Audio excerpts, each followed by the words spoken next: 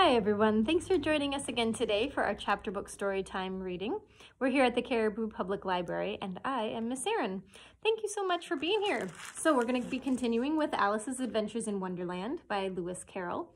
And we're on chapter 8 today. We're actually going to be reading the first half of chapter 8 and then next time we'll be reading the second half of chapter 8. It's just a little bit longer than the rest of these chapters. All right, so let us start with a picture. They're playing cards with heads and bodies and legs and feet and arms. Interesting. All right, chapter 8 is called The Queen's Croquet Ground. So she just walked into the garden, right? A large rose tree stood near the entrance of the garden, and roses growing on it were white, but there were 3 gardeners at it, busy painting them red. Alice thought this a very curious thing, and she went nearer to watch them.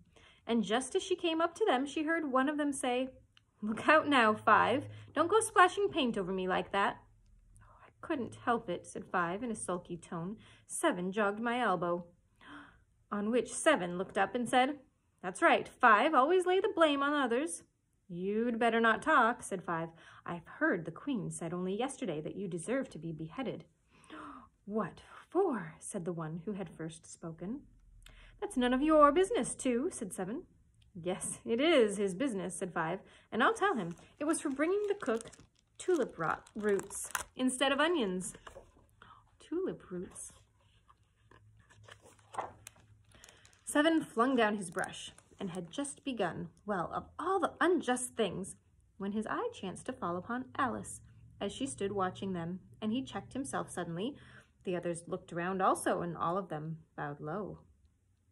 "Would you please tell me," said Alice a little timidly, "why you are painting those roses?" 5 and 7 said nothing, but looked at 2. 2 began in a low voice. "Why, the fact is, you see, miss, this here ought to have been a red rose tree, and we put a white one in by mistake. And if the Queen was to find it out, we should all have our heads cut off, you know. You see, miss, we're doing our best afore she comes to—" At this moment, 5, who had been anxiously looking across the garden, called out, "The Queen! The Queen!" And the 3 gardeners instantly threw themselves flat upon their faces. There was a sound of many footsteps, and Alice looked round, eager to see the Queen. First came 10 soldiers carrying clubs.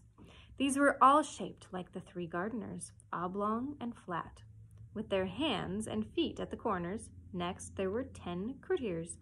These were ornamented all over with diamonds, and walked 2 and 2, as the soldiers did. After these came the royal children. There were 10 of them, and the little dears came jumping merrily along, hand in couples. Now they were all ornamented with hearts. Next came the guests, mostly kings and queens, and among them Alice recognized the White Rabbit, who was talking in a hurried, nervous manner, smiling at everything that was said, and went by without noticing her. Then followed the Knave of Hearts, carrying the king's crown on a crimson velvet cushion. And last of all this grand procession came the King and Queen of Hearts. Alice was rather doubtful whether she ought not to lie down on her face like the 3 gardeners, but she could not remember ever having heard of such a rule at processions. And besides, what would be the use of a procession, thought she, if people had all to lie down on their faces so that they couldn't see it? So she stood where she was and waited. And here is the procession. Look at this amazing picture. There's the White Rabbit. We have Queen, the King of Hearts, and the children here. Alice.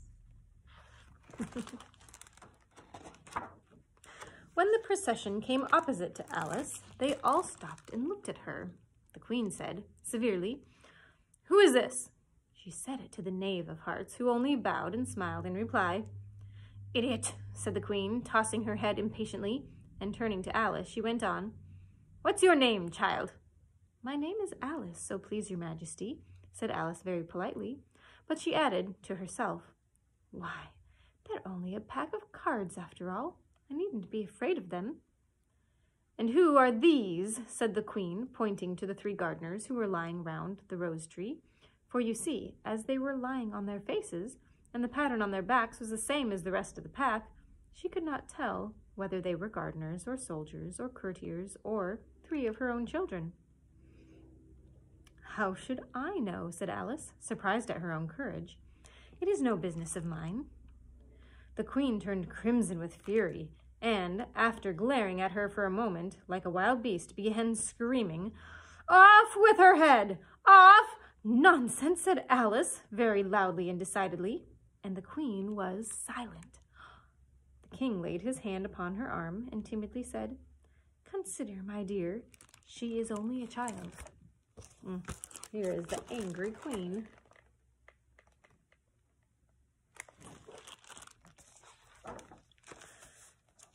The queen turned angrily away from him and said to the knave, "Turn them over." Here is the knave, turning them over.